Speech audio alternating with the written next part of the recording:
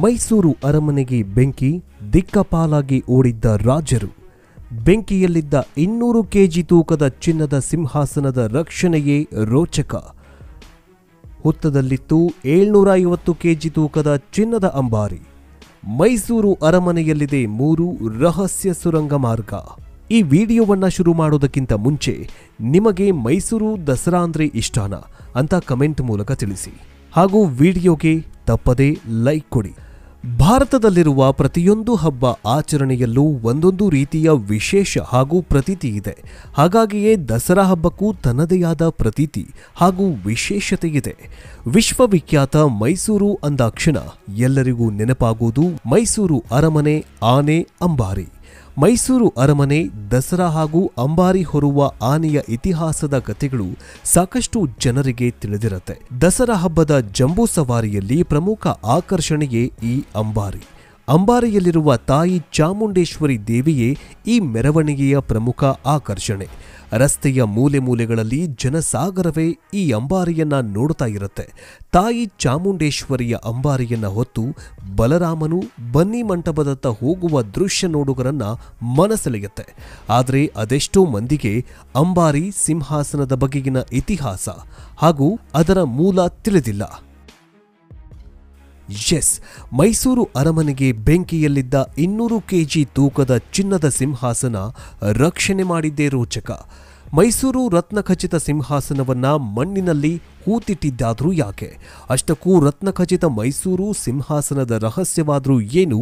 ಇದರ ಜೊತೆಗೆ ವಿಶ್ವವಿಖ್ಯಾತ 750 ಕೆಜಿ ತೂಕದ ಚಿನ್ನದ ಅಂಬಾರಿಯನ್ನ ಹುತ್ತದಲ್ಲಿ ಬಚ್ಚಿಟ್ಟಿದ್ದಾದ್ರೂ ಯಾಕೆ? ಹುತ್ತದಲ್ಲಿದ್ದ ಅಂಬಾರಿ ಮೈಸೂರಿಗೆ ಬಂದ ರೋಚಕ ಕಥೆಯನ್ನೇ ಬಿಚ್ಚಿಡ್ತೀವಿ ನೋಡಿ. ಮೈಸೂರು ಅರಮನೆಯ ರತ್ನಖಚಿತ ಸಿಂಹಾಸನದ ರಹಸ್ಯ ಒಂದೆರಡಲ್ಲ. ಕೇವಲ ನವರಾತ್ರಿ ಸಂದರ್ಭದಲ್ಲಿ ಮಾತ್ರ ಸಾರ್ವಜನಿಕ ವೀಕ್ಷಣೆಗೆ ಸಿಗುವಂತಹ ರತ್ನಖಚಿತ ಸಿಂಹಾಸನದ ಕತೆ ನಿಜಕ್ಕೂ ರೋಚಕವಾಗಿದೆ. ಮೈಸೂರು ಅರಮನೆಯಲ್ಲಿ ಇರುವಂತಹ ಸಿಂಹಾಸನದ ಬರೋಬ್ಬರಿ 200 ಕೆಜಿಯಷ್ಟು ಬಂಗಾರದ ಸಿಂಹಾಸನವಾಗಿದ್ದು, ಈ ರತ್ನಖಚಿತ ಸಿಂಹಾಸನದ ದರ್ಶನ ಸಿಗುವುದು ವರ್ಷಕ್ಕೆ ಒಮ್ಮೆ ಮಾತ್ರ, ಅದು ನವರಾತ್ರಿಯ ಸಮಯದಲ್ಲಿ. ಆದರೆ ಈ ರತ್ನಖಚಿತ ಸಿಂಹಾಸನವನ್ನ ಅಂದು ಅರಮನೆಗೆ ಬೆಂಕಿ ಬಿದ್ದಾಗ ರಕ್ಷಣೆ ಮಾಡಿದ್ದೇ ರೋಚಕ. ಹೌದು, ಇಂತಹ ಸಿಂಹಾಸನವನ್ನ ಕಾಪಾಡಿಕೊಂಡು ಬಂದಿದ್ದು ಮೈಸೂರು ಮಹಾರಾಜರ ಕೀರ್ತಿ. ಈ ಸಿಂಹಾಸನವನ್ನ 1897ರಲ್ಲಿ ನಡೆದ ಹಳೆಯ ಅರಮನೆಯ ಅಗ್ನಿ ದುರಂತದಲ್ಲಿ ರಕ್ಷಿಸಿದ್ದೇ ಬಹುದೊಡ್ಡ ಸಾಧನೆ.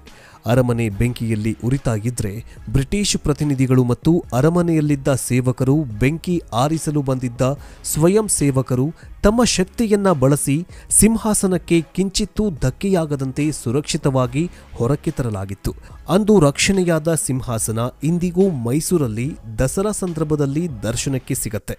ಇನ್ನು ಈ ಸಿಂಹಾಸನದ ಇತಿಹಾಸ ನಿಜಕ್ಕೂ ರೋಚಕವಾಗಿದೆ. ಇದು ಹಸ್ತಿನಾಪುರದ ರಾಜನಾದ ಪಾಂಡವರ ಸಿಂಹಾಸನವಾಗಿತ್ತು. ಆ ಕಾಲದಲ್ಲಿ ಕಂಪಲ ರಾಜನು ಇದನ್ನು ತಂದು ಪೆನಗೊಂಡದಲ್ಲಿ ಮಣ್ಣಿನಲ್ಲಿ ಹೂತಿಟ್ಟಿದ್ದನು ಅಂತ ಹೇಳಲಾಗತ್ತೆ. 1338ರಲ್ಲಿ ಮಹರ್ಷಿ ವಿದ್ಯಾರಣ್ಯರು ಧ್ಯಾನ ದೃಷ್ಟಿಯಿಂದ ಇದನ್ನ ಅರಿತು ವಿಜಯನಗರದ ಚಕ್ರಾಧಿಪತ್ಯ ಸ್ಥಾಪಕ ಹರಿಹರನಿಗೆ ತಿಳಿಸಿದ್ರಂತೆ. ಅದರಂತೆ ಹೂತಿಡಲಾಗಿದ್ದ ಸಿಂಹಾಸನವನ್ನ ಹೊರತೆಗೆದು 150 ವರ್ಷಗಳ ಕಾಲ ಆನೆಗುಂದಿಯಲ್ಲಿ ಅಲಂಕರಿಸಿ ಬಳಿಕ ವಿಜಯನಗರದ ಅವನತಿಯ ವೇಳೆಗೆ ಶ್ರೀರಂಗಪಟ್ಟಣದಲ್ಲಿದ್ದ ವಿಜಯನಗರದ ರಾಯಭಾರಿಯ ಅರಮನೆಗೆ ಸಾಗಿಸಲಾಯಿತು ಅಂತ ಕತೆ ಹೇಳುತ್ತೆ. ಆ ಬಳಿಕ 1609ರಲ್ಲಿ ಆಗಿನ ಮೈಸೂರು ಅರಸನಾಗಿದ್ದ ರಾಜ ಒಡೆಯರ್ ಶ್ರೀರಂಗ ರಾಜಲುನನ್ನ ತಲಕಾಡಿಗೆ ಓಡಿಸಿ ಶ್ರೀರಂಗಪಟ್ಟಣವನ್ನ ವಶಪಡಿಸಿಕೊಂಡ್ರೆ 1610ರಲ್ಲಿ ತಮ್ಮ ರಾಜಧಾನಿಯನ್ನ ಶ್ರೀರಂಗಪಟ್ಟಣದಿಂದ ಮೈಸೂರಿಗೆ ಬದಲಾಯಿಸಿದಾಗ ಸಿಂಹಾಸನವನ್ನ ಮೈಸೂರಿನ ಅರಮನೆಗೆ ಸಾಗಿಸಿ ಪ್ರಥಮವಾಗಿ ಸಿಂಹಾರೋಹಣ ಮಾಡಿದ್ರು ಅಂತ ಹೇಳಲಾಗತ್ತೆ. ಹೀಗೆ ಮಣ್ಣಿನಲ್ಲಿ ಹೂತಿಟ್ಟಿದ್ದ, ಬೆಂಕಿಯಲ್ಲಿ ಬಚಾವಾಗಿ ಬಂದಿದ್ದ ಈ ರತ್ನಖಚಿತ ಸಿಂಹಾಸನ ಇಂದು ಮೈಸೂರಲ್ಲೇ ಉಳಿದುಕೊಂಡಿದೆ. ಇನ್ನು ಮೈಸೂರು ದಸರಾ ಒಂದು ಕಾಲದಲ್ಲಿ ಅರಸರ ಹಬ್ಬವಾಗಿತ್ತು. ಇದೀಗ ಮೈಸೂರು ನಾಡ ಹಬ್ಬವಾಗಿ ಬದಲಾಗಿದ್ದು, ಈ ದಸರಾ ಮಹೋತ್ಸವಕ್ಕೆ ಬರೋಬ್ಬರಿ 400 ವರ್ಷಗಳ ಇತಿಹಾಸ ಇದೆ. ಆನೆ ಮೇಲೆ ಇರುವ 750 ಕೆಜಿ ತೂಕದ ಚಿನ್ನದ ಅಂಬಾರಿಯಲ್ಲಿರುವ ತಾಯಿ ಚಾಮುಂಡೇಶ್ವರಿ ದರ್ಶನಕ್ಕಾಗಿ ಲಕ್ಷಾಂತರ ಜನ ತುದಿಗಾಲಲ್ಲಿ ನಿಂತಿರ್ತಾರೆ. ಆದರೆ ಇದೇ ಅಂಬಾರಿ ಅಂದು ವಾರಸುದಾರರಿಲ್ಲದೆ ಹುತ್ತದಲ್ಲಿ ಬಂದಿಯಾಗಿತ್ತು. ಈ ಅಂಬಾರಿಯ ಮೂಲ ಹಾಗೂ ನಡೆದು ಬಂದ ದಾರಿಯಲ್ಲಿ ರೋಚಕತೆ ಇದೆ. ಅಂಬಾರಿಯ ನಂಟು ಕೊಪ್ಪಳದ ಕುಮ್ಮಟ ದುರ್ಗಕ್ಕೂ ಇದೆ. ಅಂಬಾರಿಯು 14ನೇ ಶತಮಾನದ ಆರಂಭದಲ್ಲಿ ಕಂಪಿಲರಾಯನ ಆಡಳಿತದ ಕುಮ್ಮಟ ದುರ್ಗದಲ್ಲಿತ್ತು ಅನ್ನೋ ಇತಿಹಾಸ ಇದೆ. ಸ್ನೇಹಿತರೆ, 750 ಕೆಜಿ ತೂಕದ ಚಿನ್ನದ ಅಂಬಾರಿ 14ನೇ ಶತಮಾನದ ಪ್ರಾರಂಭದಲ್ಲಿ ಕಂಪಿಲರಾಯನ ಆಡಳಿತದ ಕಮ್ಮಟ ದುರ್ಗದಲ್ಲಿತ್ತು. ಆ ಬಳಿಕ ದೇವಗಿರಿ ಸಂಸ್ಥಾನ ಅವನತಿ ವೇಳೆ ಆ ಅಂಬಾರಿಯನ್ನ ದೇವಗಿರಿಯ ರಾಜ ಕಂಪಿಲ ಮುಮ್ಮಡಿ ಸಿಂಗ್ ನಾಯಕನಿಗೆ ಹಸ್ತಾಂತರ ಮಾಡಿ ಅದನ್ನ ಕಾಪಾಡುವಂತೆ ಹೇಳ್ತಾನೆ. ಹೀಗಾಗಿ ಮುಮ್ಮಡಿ ಸಿಂಗ್ ನಾಯಕ ವಿದೇಶಿಗರ ದಾಳಿಗೆ ಹೆದರಿ ಆ ಅಂಬಾರಿಯನ್ನ ಬಳ್ಳಾರಿಯ ಬಳಿಯ ರಾಮದುರ್ಗ ಕೋಟೆಗೆ ಇಡ್ತಾನೆ. ಆದರೆ 1327ರಲ್ಲಿ ದೆಹಲಿಯ ಸುಲ್ತಾನರ ದಾಳಿಗೆ ಸಿಕ್ಕ ಈ ಕಂಪಲಿ ರಾಜ್ಯ ಸಂಪೂರ್ಣವಾಗಿ ನಾಶವಾಗಿ ಹೋಗುತ್ತೆ. ಈ ವೇಳೆ ಕಂಪಲಿರಾಯ ಯುದ್ಧದಲ್ಲಿ ಕೊನೆಗೊಳ್ತಾನೆ. ಆ ಸಮಯದಲ್ಲಿ ಕಂಪಿಲದ ಭಂಡಾರ ರಕ್ಷಣೆ ಮಾಡ್ತಾ ಇದ್ದ ಹಕ್ಕಬುಕ್ಕ ಅಂಬಾರಿಯನ್ನ ಹುತ್ತದಲ್ಲಿ ಮುಚ್ಚಿಟ್ಟು ಅಲ್ಲಿಂದ ಕಣ್ಮರೆಯಾಗ್ತಾರೆ. ಇನ್ನು 1336ರ ವೇಳೆಗೆ ದೆಹಲಿ ಸುಲ್ತಾನರು ನಾಶವಾದ ಸಮಯದಲ್ಲಿ ಪುನಃ ರಾಜ್ಯ ಸ್ಥಾಪಿಸುವುದಕ್ಕೆ ಹಕ್ಕಬುಕ್ಕರು ಮುಂದಾಗ್ತಾರೆ. ಆ ಬಳಿಕ ಈ ಚಿನ್ನದ ಅಂಬಾರಿಯನ್ನ ಹುತ್ತದಿಂದ ಸ್ಥಳಾಂತರ ಮಾಡಲಾಗತ್ತೆ. ಬಳಿಕ ವರ್ಷಗಳ ನಂತರ ಈ ಅಂಬಾರಿಯನ್ನ ಶ್ರೀರಂಗಪಟ್ಟಣಕ್ಕೆ ತರಲಾಗತ್ತೆ. ಇದಾದ ನಂತರ ಕೊನೆಯದಾಗಿ ಈ ಬಂಗಾರದ ಅಂಬಾರಿ ಮೈಸೂರಿಗೆ ಬರುತ್ತೆ.